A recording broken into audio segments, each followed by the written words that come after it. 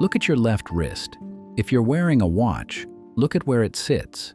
If you're not wearing one, look at where the tan line used to be, or where you instinctively strap one when you do wear it. The left wrist, always the left. You were never formally taught this. Nobody sat you down and explained which arm the watch goes on. You absorbed it the way you absorbed which hand holds a fork, which side of the hallway to walk on, which direction to face in an elevator. Culturally, silently, without instruction and without question. The official explanation is mechanical, practical.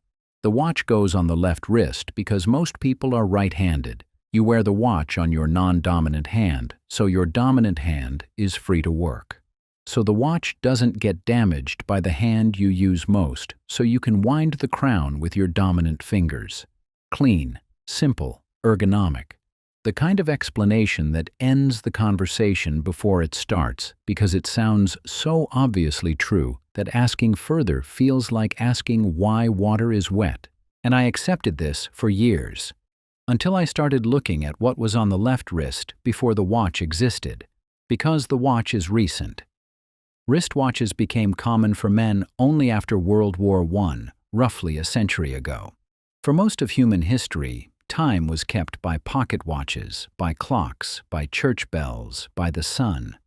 The wristwatch is a newcomer, but the practice of wearing something on the left wrist is ancient, far older than clocks, far older than timekeeping, far older than the civilizations that would eventually invent both.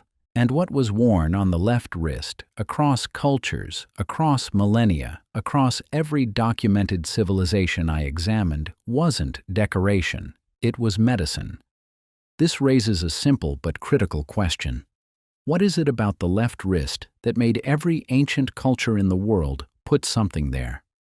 Start with the anatomy, because the anatomy is where the official explanation, the dominant hand theory, begins to crack.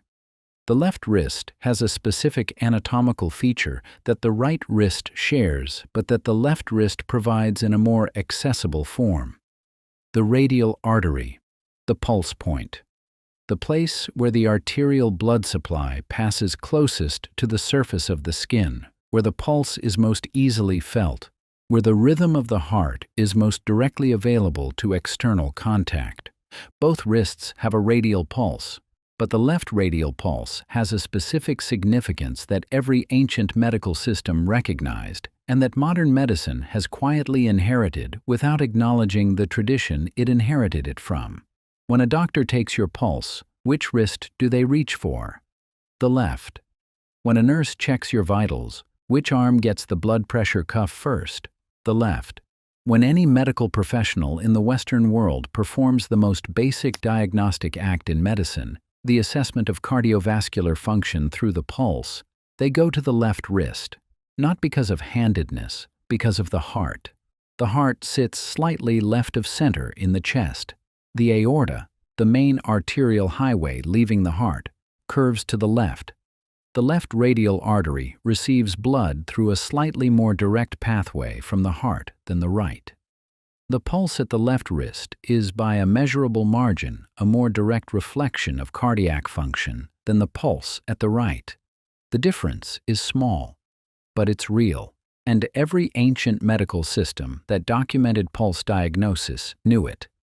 The deeper I went into the history of pulse diagnosis, the more I found that what the modern doctor does in 3 seconds with a fingertip and a wristwatch, count the rate and move on, was once a sophisticated diagnostic art that occupied the center of medical practice for millennia, and the left wrist was its primary instrument.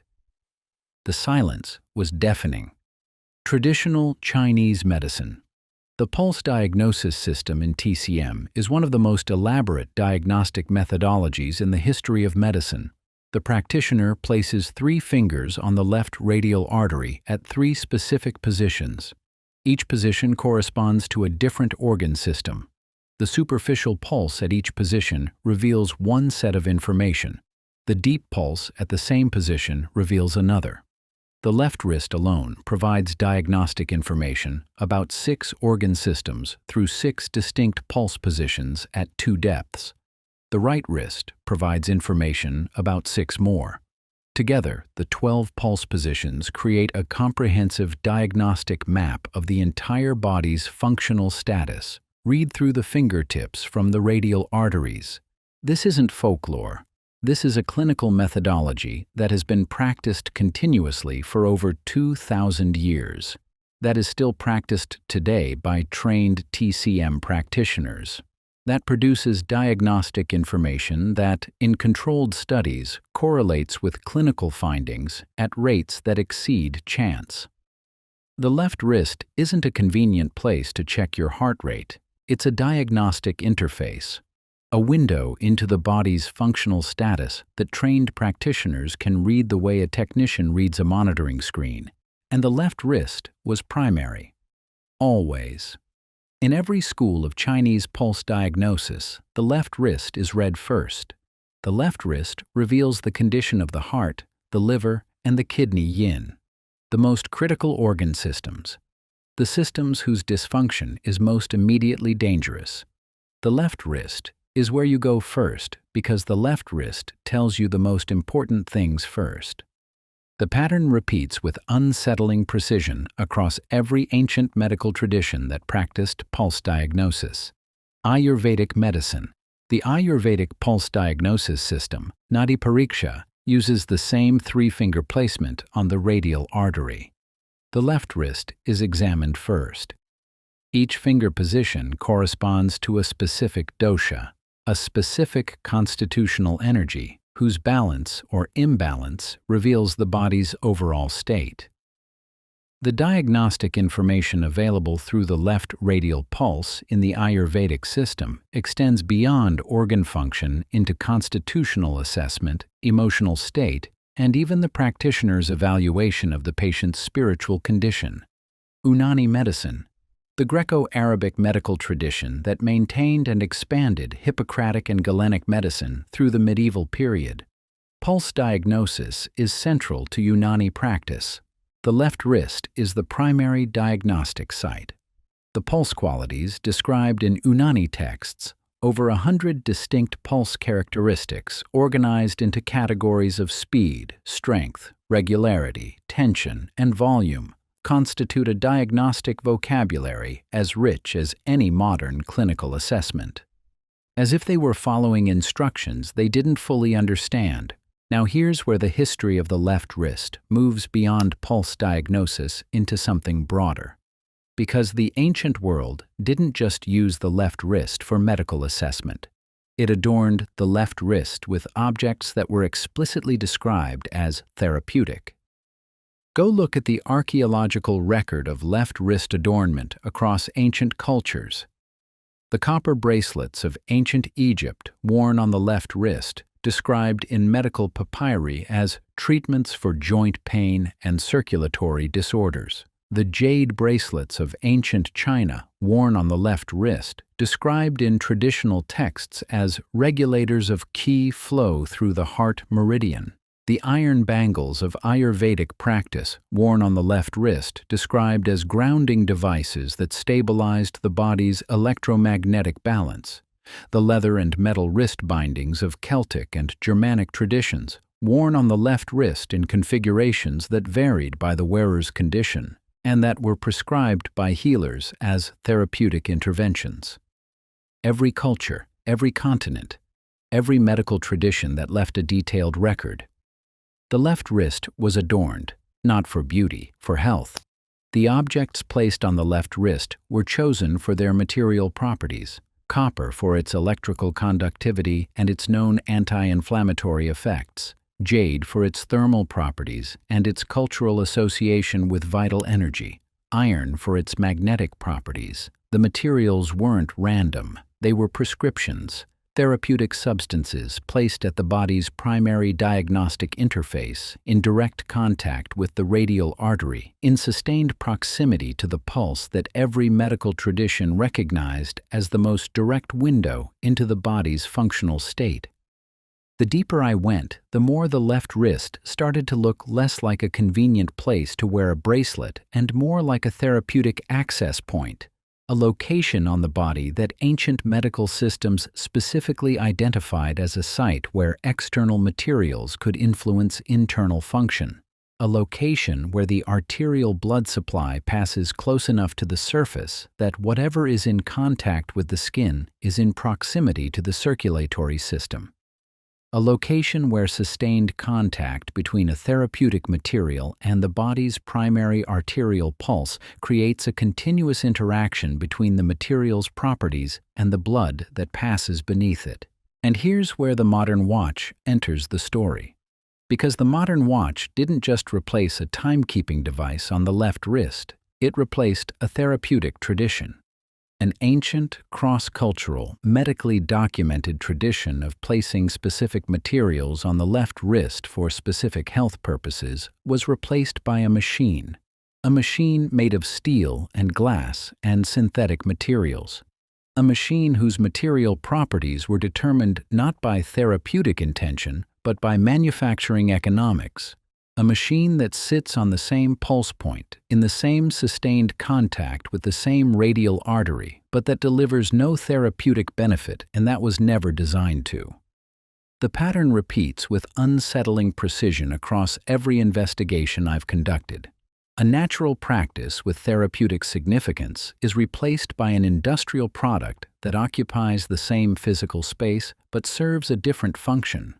The therapeutic tradition is forgotten, the industrial product is normalized, and the body, which evolved to receive specific inputs at specific locations, receives something else instead, something that the institution values, something that the market profits from, something that tells you what time it is rather than how your body is doing. Here's where I need you to look at something specific. Look at the material your watch is made of. If it's stainless steel, you're wearing a nickel alloy against your radial pulse. Nickel is one of the most common contact allergens in the human population. Roughly 10 to 20% of people are sensitized to nickel. The sensitization produces inflammatory responses at the contact site, inflammatory responses at the radial pulse point, the exact location where every ancient medical tradition placed anti-inflammatory materials like copper, specifically to reduce inflammation and support circulatory function.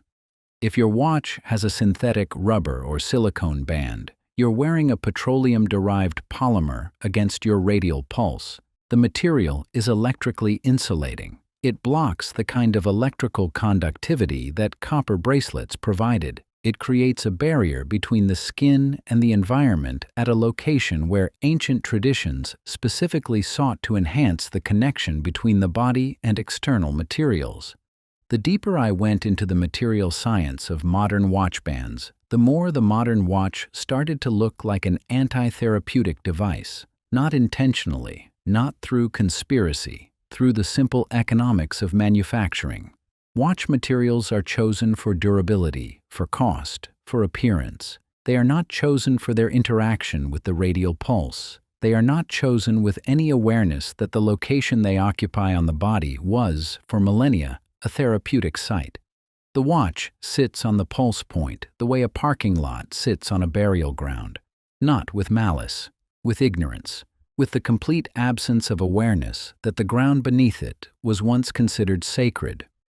And here's the detail that connects the watch to the deepest pattern in every investigation I've pursued. The watch replaced something on the left wrist, but it also replaced something that the left wrist was doing. Because before the watch, the left wrist was a site of awareness, of attention, of regular habitual contact between the right hand's fingertips and the left wrist's pulse point. Checking the pulse was a common self-diagnostic practice. People monitored their own heart rhythm through their own fingertips on their own left wrist as a daily habit of health awareness. The left wrist was a portal of self-knowledge, a point of contact between the conscious mind and the body's most fundamental rhythm. The watch replaced that portal. It covered the pulse point. It redirected the glance that once went to the wrist to check the body's rhythm toward a mechanical display that showed institutional time instead. The gesture survived, the glance at the left wrist, the habitual check that you perform dozens of times a day. But the information changed. Instead of feeling your own pulse and knowing your own body's rhythm, you see a number on a dial that tells you where you stand in relation to an institutional schedule. The gesture of self-awareness became a gesture of institutional compliance. Same wrist, same glance. Different information, different master. I'm not telling you to throw away your watch and wear a copper bracelet. I'm telling you that the left wrist has been recognized by every major medical tradition in human history as the body's primary diagnostic interface. That objects placed on the left wrist were chosen for therapeutic properties and prescribed by physicians for specific health purposes across millennia. That the modern watch occupies the exact anatomical location that was once reserved for therapeutic contact. That the materials in modern watches are chosen for manufacturing economics, not for their interaction with the radial pulse. That the gesture of checking the left wrist, which once connected you to your own body's rhythm, now connects you to an institutional schedule. I'm asking what your left wrist was for before it was for telling time. What information the pulse point was providing that the watch face replaced. What therapeutic function the copper or jade or iron bracelet was performing at the radial artery that the stainless steel case and silicone band are not performing and were never designed to perform. I'm asking why you look at your left wrist 50 times a day and never once feel what's underneath the device you strapped there. Go take your watch off. Right now, put your right fingertips on your left wrist. Find the pulse. Feel it. Feel the rhythm of your own heart transmitted through the artery that every ancient physician in every ancient civilization recognized as the most important diagnostic point on the human body. Feel the information that was there before the watch covered it. Feel what your left wrist was trying to tell you before someone strapped a clock over its mouth, handed a wristwatch, and told it was for telling time.